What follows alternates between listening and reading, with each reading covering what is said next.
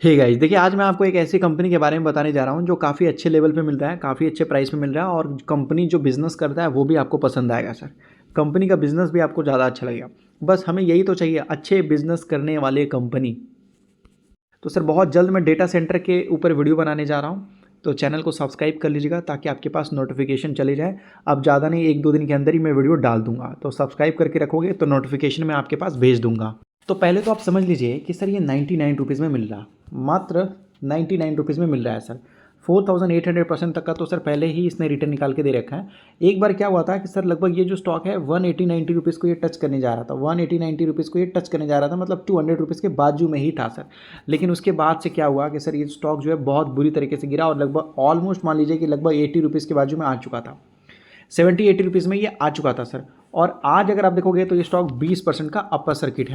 देख लीजिए सर, आज ये 99 रुपीज़ का स्टॉक जो है 19.99 मतलब 20% के अपर सर्किट में जा चुका है सर। ये खबर ही कुछ ऐसी है सर, लगभग केवल मात्र 70 करोड़ की कंपनी है सर, मात्र ओनली 70 करोड़ की कंपनी है ये।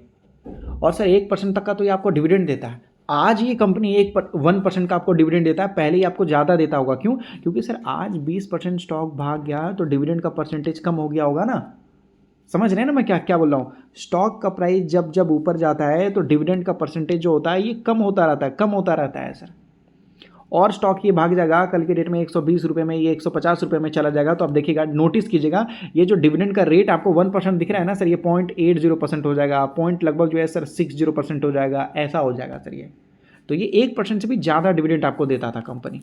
तो देखिए मैं जिस कंपनी के बारे में बात कर रहा हूँ सर, ये कंपनी इन्वेस्टमेंट करती है सिक्योरिटीज़ में। सिक्योरिटीज़ का मतलब स्टॉक मार्केट में, मतलब स्टॉक मार्केट में ये कंपनी इन्वेस्टमेंट करती है सर। कंपनी जो है वो रजिस्टर्ड है सर। क्या रजिस्टर्ड है? नॉन बैंकिंग फाइनेंशियल कंपनी की तरह सर, ठीक है। ये मतलब एनबीएफसी की तरह रजिस्टर्ड होता है, ज़्यादातर कंपनी ऐसा ही होता है सर यहाँ पर। और इट अंडरटेक, यहाँ देख सकते हो, फाइनेंशियल सर्विसेज के लिए कंपनी काम करती है और लगभग उसके साथ साथ इन्वेस्टिंग करती है सर। यहाँ पर सेल्स परचेस ऑफ, यहाँ देख सकते हो, वेरियस काइंड ऑफ सिक्योरिटीज़, मतलब बहुत सारे टाइप के सर ये सिक्योरिटीज़ में ये खरीदती है, बेचती है, ये सारा काम ये कंपनी करती है सर। 2022 का आपको बताया जा रहा है कंपनी ने रेवेन्यू जनरेट किया था कहाँ से? फ्रॉम, यहाँ देख सकते हो, बताया जा रहा है इंटरेस्ट ऑन लोन, ठीक है। इंटरेस्ट यहाँ देख सकते हो, कॉर्पोरेट जो डिपॉजिट वगैरह होता है वहाँ से मात्र 4%। और फिर उसके बाद यहाँ देख सकते हो डिविडेंड इनकम और इन्वेस्टमेंट से कंपनी ने 4% यहाँ पर कमाया था सर। क्योंकि वहाँ पर जो है, यहाँ पर अगर आप देखोगे तो डिविडेंड इनकम तभी होता है जब कंपनी ने कहीं इन्वेस्ट कर रखा है और वहाँ से इनको पैसा मिलता हो सर वहाँ से। और इन्होंने बोला कि भाई रियलाइज्ड गेन और लॉस, मतलब प्रॉफिट और लॉस हुआ है कहाँ से? इक्विटी में जब इन्होंने इन्वेस्टमेंट वगैरह किया तो 22% तक का वहाँ से इनको जो है सर ये देखने को मिला सर। 22% पैसा वहाँ से आता हुआ नज़र आ गया सर यहाँ पर। ऊपर से जो अनरियलाइज्ड यहाँ पर आपको इन्वेस्टमेंट बताया जा रहा है वो बोला जा रहा है 60%। तो ये आपको समझ में आ गया कि सर ये कंपनी करती क्या है sir.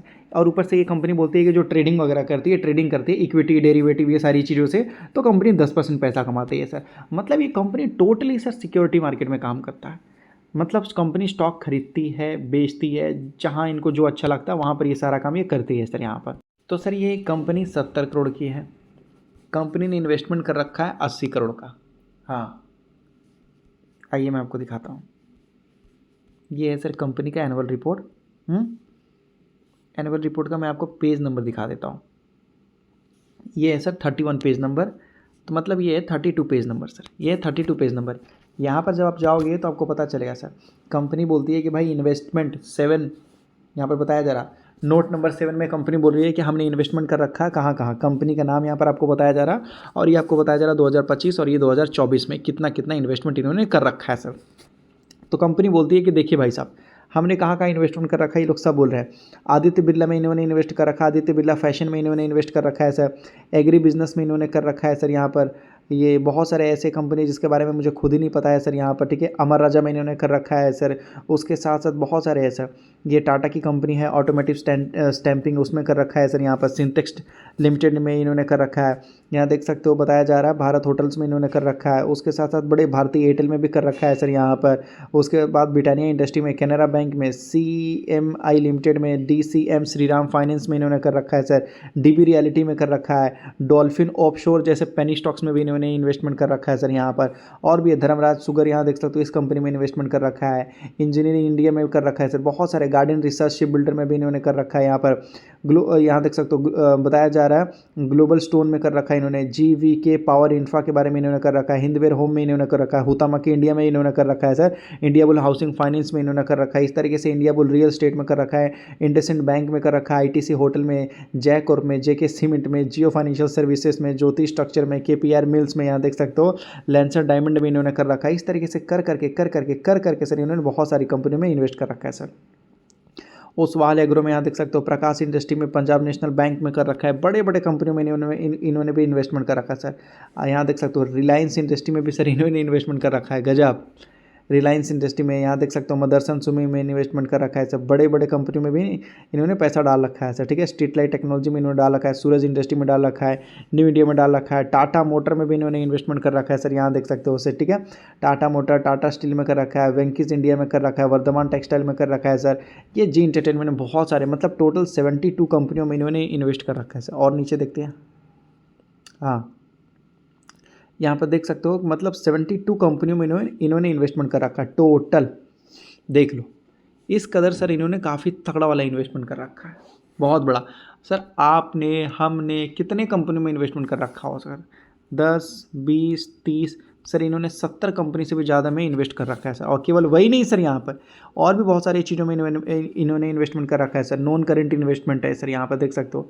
Real estate developer limited में, HB पोर्टफोलियो में, HB लीजिंग फाइनेंस में सर, यहाँ देख सकते हो। IRB इंफ्रा में कर रखा है। जयप्रकाश एसोसिएट में कर रखा है। JB पावर में कर रखा है। प्राग मिल्क में इन्होंने कर रखा है। पंजाब नेशनल बैंक में कर रखा है। मतलब बहुत तगड़ा इन्होंने इन्वेस्टमेंट कर रखा है सर। हाँ, कुछ इन्होंने म्यूचुअल फंड वगैरह में इन्वेस्टमेंट कर रखा है sir. Investment in mutual fund यहाँ देख सकते हो, बताया जा रहा है आपको। टोटल इन्वेस्टमेंट यहाँ बोला जा रहा है कि टोटल इन्वेस्टमेंट लगभग इनका बोला जा रहा है कि 8,381 है सर। मतलब 83 लाख है, सॉरी 83 करोड़ है सर इनका। ये अमाउंट आपको बताया जा रहा है, 83 करोड़ है सर इनका अमाउंट यहाँ पर आपको बताया जा रहा है सर। और ये क्वांटिटी आपको बताया जा रहा है कहाँ कहाँ कितना कितना क्वांटिटी इन्होंने खरीद रखा है। और इस कंपनी का नाम जानना चाहते हो सर? ये कंपनी का नाम यहाँ पर आपको दिया गया है, HB stock holding limited sir. Reliance में इन्वेस्ट कर रखा है इन्होंने। बड़े टाटा ग्रुप में इन्वेस्ट कर रखा है सर इन्होंने। बिरला में इन्वेस्ट कर रखा है इन्होंने। म्यूचुअल फंड में इन्वेस्टमेंट कर रखा है इन्होंने। तो ये देख सकते हो सर कंपनी का नाम HB stock holding limited sir. HB stock holding limited. और ये गिर के आ चुका था, लगभग जो 42% गिर चुका था। और लंबे समय की बात करते हैं सर यहाँ पर, तो ऑल टाइम हाई से सर ये ज़्यादा टूटा था, जो कि लगभग 57% टूट चुका था सर। 57%, ऑलमोस्ट 60% गिर चुका था सर। और सर मात्र 70 करोड़ की कंपनी है सर, मात्र 70 करोड़ की कंपनी है सर। इतना छोटा पेनी स्टॉक और इतना डेंजर है ये कि सर लोग देखने के बाद सर लगभग दूर नहीं रह पाएंगे। दिखाया ना मैंने अभी आपको इस कंपनी का ताकत सर, दिखाया कि नहीं दिखाया सर? और ऐसे स्टॉक आपको 60%, 70% गिरावट पे मिल जाए, मैं आपको बोल रहा हूँ सर कि जिस इंसान ने इस कंपनी के बारे में थोड़ा गहराई से स्टडी करके समझ लिया ना सर वो इंसान इस कंपनी को छोड़ेगा नहीं सर। जड़ से उखाड़ के अपने घर लेके जाएगा। बोलेगा 1 या 2 फल ले जाने से घर पेट नहीं भरने वाला, पूरा पेड़ लेकर जाऊँगा सर, वो भी जड़ से उखाड़ के। ऐसी कंपनी है, इसलिए मैं आपको बोलता हूँ स्टडी करना है, रिसर्च करना है, समझना है सर। बड़े बड़े कंपनियों के बारे में सर सबको जानकारी है, छोटे छोटे कंपनियों के बारे में जानकारी लीजिए ताकि भविष्य में वो बड़े बन पाएँ सर। पहली बार मार्च में सर इस कंपनी ने 2025, पहली बार, ये नेगेटिव है सर कंपनी के बारे में, पहली बार कंपनी ने लगभग सर यहाँ पर 14 करोड़ का सर डेट उठाया है कंपनी ने।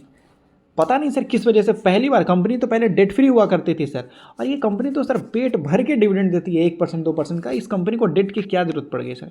मुझे लगता है कंपनी अपने बिजनेस को और बड़े लेवल में काम करना चाहती है, इन्वेस्टमेंट करना चाहती है इसके कारण से। और प्रमोटर्स के पास यहाँ पर देख सकते हो 53 का 53% है सर। ऐसा है सर। क्वार्टरली अगर आप देखोगे तो क्वार्टरली हमें इस कंपनी को जज नहीं करना है, क्योंकि सर इस कंपनी का बिजनेस ही कुछ और है। हर क्वार्टर में थोड़ी ना सर ये कंपनी ये अपनी हिस्सेदारी बेचती हुई नजर आएगी, ऐसा थोड़ी होता है सर। नहीं, हर क्वार्टर में थोड़ी ना ये कंपनी अपनी हिस्सेदारी बेचेगी, नहीं।